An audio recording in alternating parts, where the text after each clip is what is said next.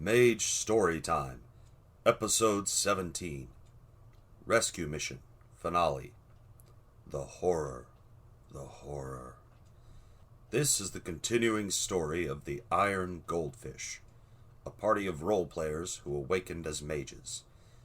Our cast includes Alwi, who manipulates time with his phone; Bard, a mind and spirit mage who uses superheroes as his gods; Critical, who improves the luck of others through his own pain; Handy, a correspondence-using thief who steals items at long range; Kitty, who empowers his stickers and cats with spirits; Tello, a postmodern mage who uses a hodgepodge of skills to manipulate forces and matter; and Weeb, who uses his life skills to enhance his martial arts and Chinese medicine. We were still trapped aboard the USS Undertaking, but we had made some progress in our attempted rescue mission. Despite the arachnophobia of some of the party members, we had cleared the engineering room of its massive swarm of spiders and space arachnids, and even saved the alien engineer Charlie into the bargain. We had also found Dr. Gates and, after beating a demon out of her, escorted her to engineering, which had been designated our safe zone/fallback point. We formed up outside the next room of the second-floor hallway, keeping our plasma guns aimed at the door, but none of us was willing to open it. Tello called us a bunch of wusses, and, as the burly menfolk stood well back, she walked to the door and pushed it open. Inside, we saw several round tables with chairs set around them. On them were half-eaten meals, apparently abandoned in some haste, which had gone a bit moldy. Towards the back of the room, we saw a kitchenette, separated by a door and an open serving window. Deeply suspicious, we kept our guns trained on the food, expecting it to pop up and start attacking at any moment. But nothing happened. After a cursory glance, we decided that there wasn't much of interest in the galley, although we did check to make sure that there were enough supplies to last us all for the several-day journey back to safety. We all went back into the hallway to clear the last room on this floor. Except for Kitty, that is, who stayed unnoticed in the kitchen and started to bake banana nut muffins, because he thought we could use a snack. As we stood outside the door, Alwi pondered aloud what alien creatures like Charlie ate. He decided to calm and ask, So, Charlie, what exactly do you eat?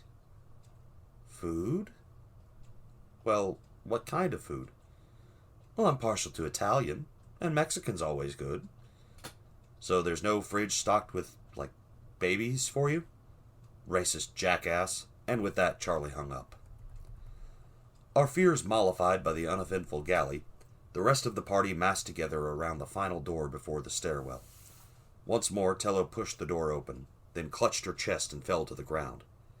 Through gasps, she claimed to be having a heart attack. The rest of us deemed this likely, as Tello had apparently become an octogenarian in the space of the last few seconds. We all looked around and spotted a large mirror occupying the far wall of the otherwise empty room. It seemed perfectly normal, except that the images it reflected back were of a group of ancient geezers with fancy spacesuits and plasma guns. Then all of us felt a dragging sensation in our souls and knew we were under some sort of attack. Weeb, who had stepped back into the galley to check for Kitty, was too far away to be affected, while Alwi felt time accruing around him and used his mystical control over it to prevent any damage. Critical felt the effects of entropy warping him, and likewise prevented any harm to himself. Handy and Bard, however, found themselves aging just like Tello had, and were suddenly in their 70s and 80s. Everything ached, and they developed a strange desire to yell at damn kids on their lawns. Critical, moving quickly, slammed the door shut before the mirror could age us into dust. Alwi, in a seemingly miraculous display of power, reached out with his time abilities and simply de-aged Bard. When asked why he hadn't started with the dying Tello, Alwi admitted that he was afraid he might screw up, so he had started with the less valuable party member. Feel the love. Alwi then moved over to the stricken woman, and, with Weeb using life magic to reinforce it and heal her heart, the mages restored Tello to her original age. When they turned to Handy, Critical joined in by dislocating his pinky, using the pain as a focus to twist fate and allow the others to succeed. Or it would have, if Ollie hadn't suddenly lost his mojo, only restoring Handy by a decade or so. As our party members de-aged, Kitty stepped out of the galley and asked what was going on. He had somehow gotten a hold of a pair of pink oven mittens, an apron that read, "Bitch, I am the secret ingredient," and was holding a steaming tray of muffins. He asked what was going on, but we were too busy working on Handy to answer. We did take the muffins, though.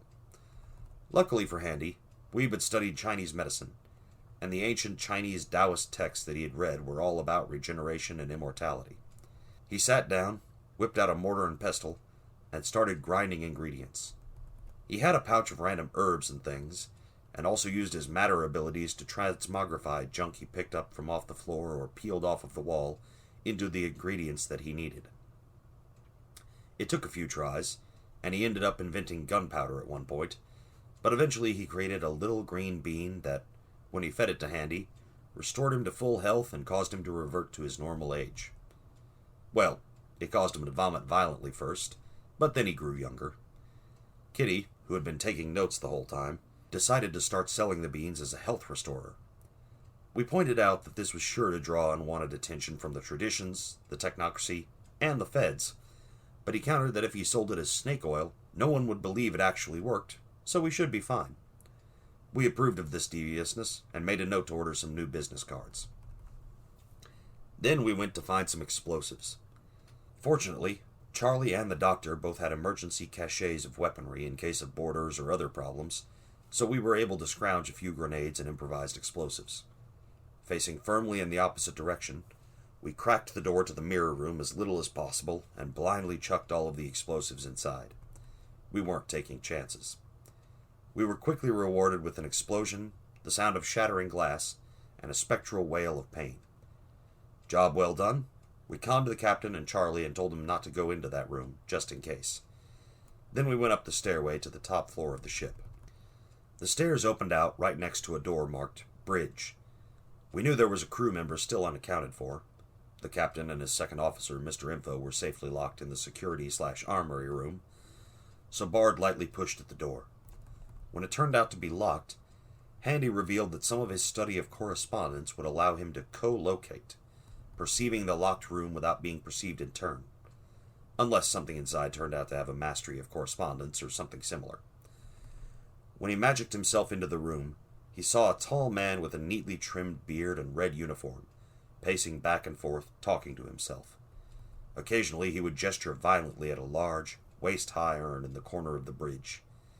The ancient pottery looked very out of place amidst the advanced technology. Suddenly, the man turned on his heel and looked straight at Handy, who immediately ended his spell and told the rest of us, "We've been made. He shouldn't have been able to do that." We stepped sharply away from the door and leveled our plasma guns, but all that came through was a shout of, "Stay off my bridge!" We waited for a few minutes, but when nothing happened, we turned away and headed towards the security room at the far end of the hallway. On the way, we did some mystical scans for entities.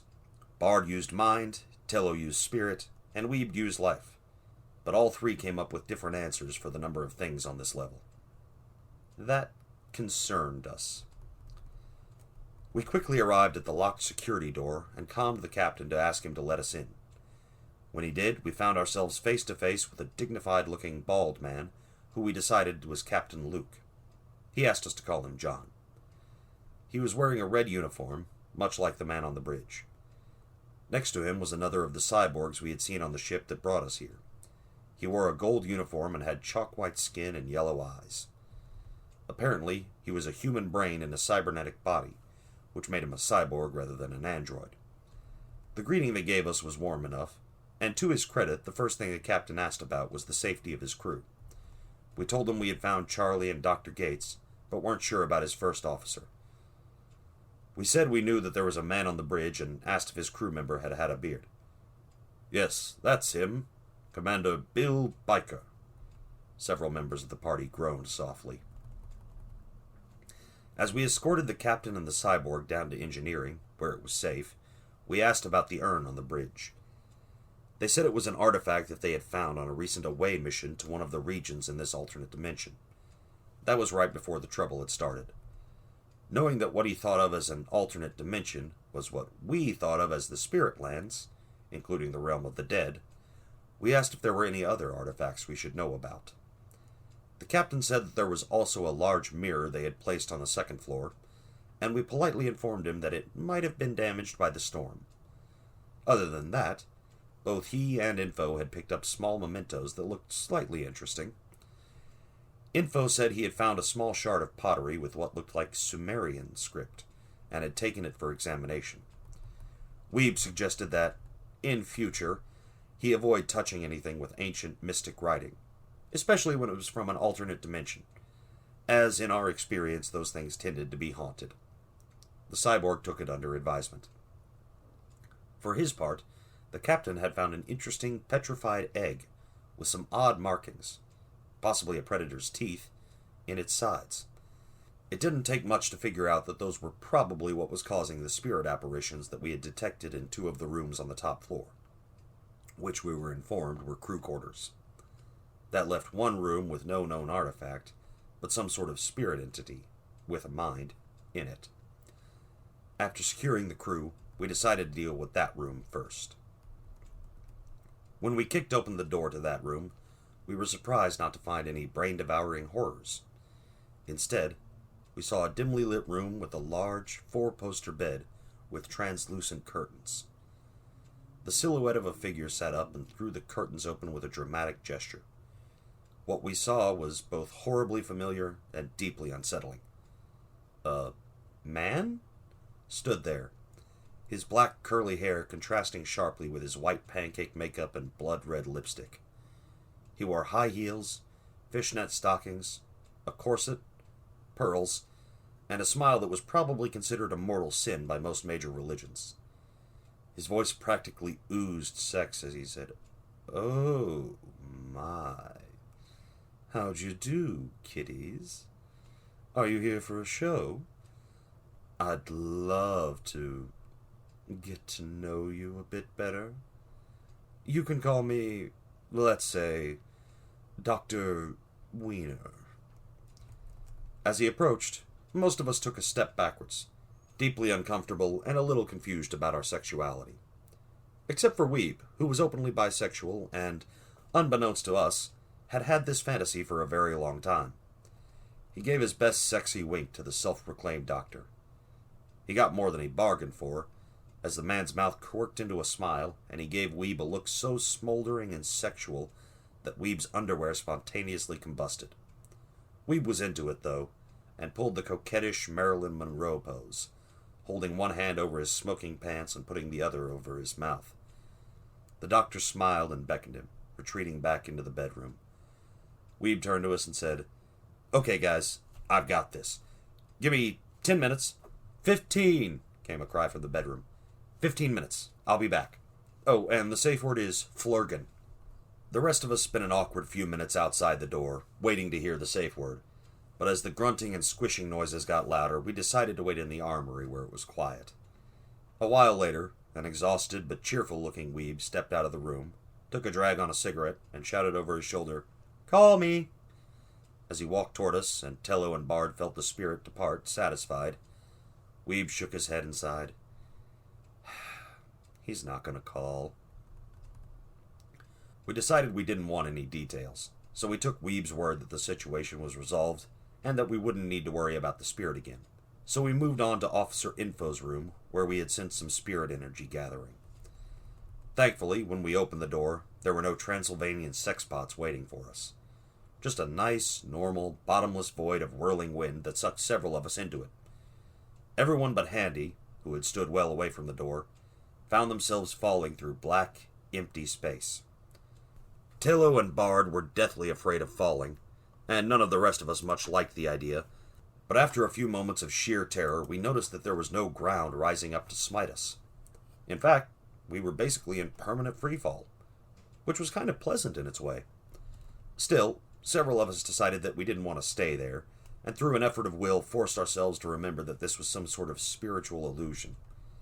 Handy, who had seen us all sucked into the room, saw everyone but Critical stumble back out again after only a few seconds. Weeb, who had been a Boy Scout and a D&D player too long not to have some rope in his pack, took it out and went to rescue Critical. Looking in, all he could see was a black, sucking void, but when he used his life senses, he could tell Critical was basically just floating in the middle of the room.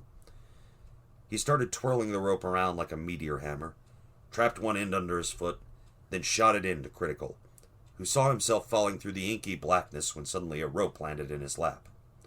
He grabbed hold, and with the rest of us pulling from the other end, he was soon out.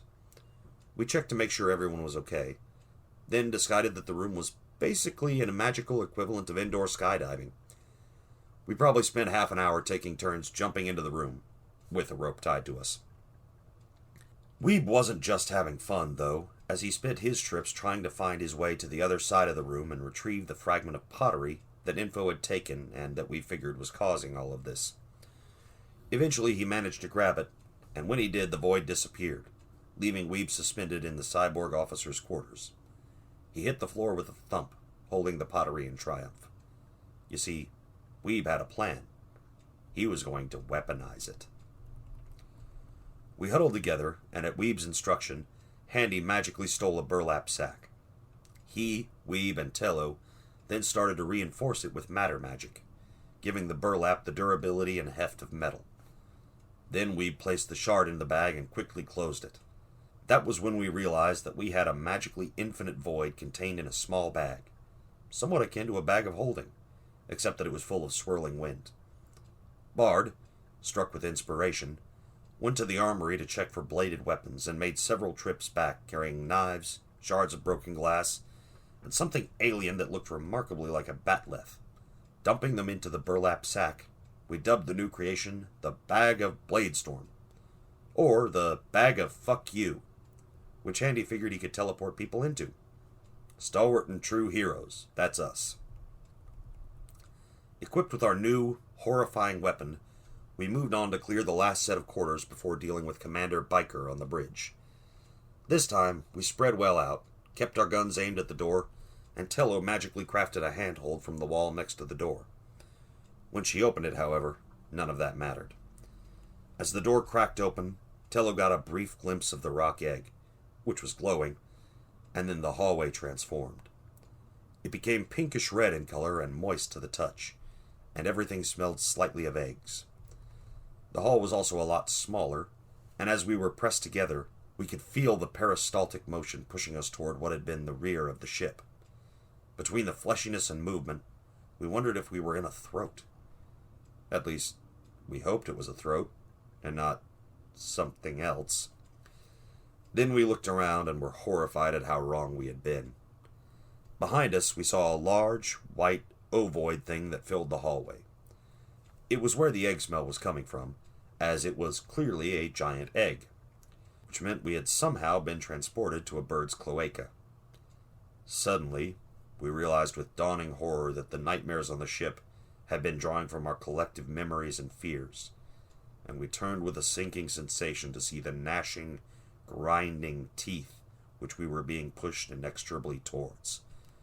Cloaca dentata. You see, Baker, a mage who had formerly been a member of our party, was a sick and twisted woman.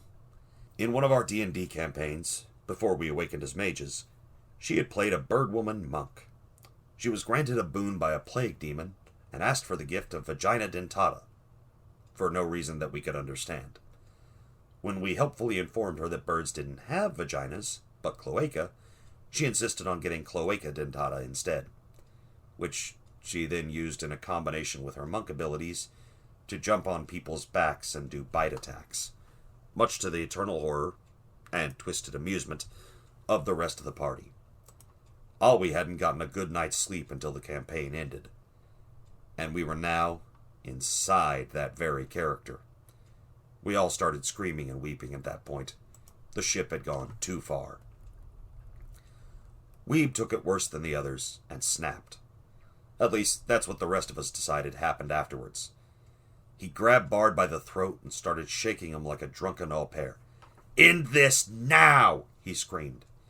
When Bard only stammered, "What?" Weeb started shaking him harder. "You're the storyteller! Fuck your fourth wall! You end this now, or so help me I will do something we all regret. Bard, struck by the vehemence of Weeb's unrepeatable threats, not to mention a few sharp slaps across the face, decided to humor his crazy friend and did his best to help the party.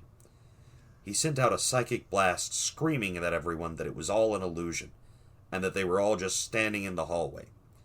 His magic was lent power by his own terror, and Weeb's shaking, and so was potent enough to drag everyone out of the illusion. We spent a few minutes regaining our breath, thanking Bard for saving us all, and weeping openly. Then Tello decided to try and claim the artifact.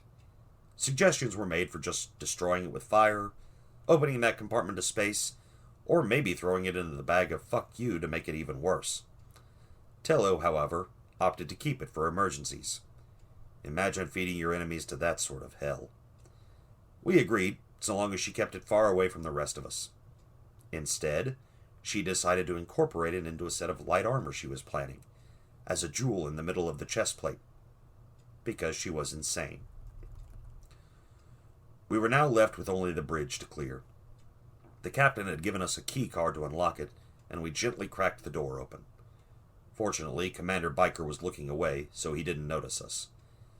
The urn apparently did, however, and started to speak in Handy's head.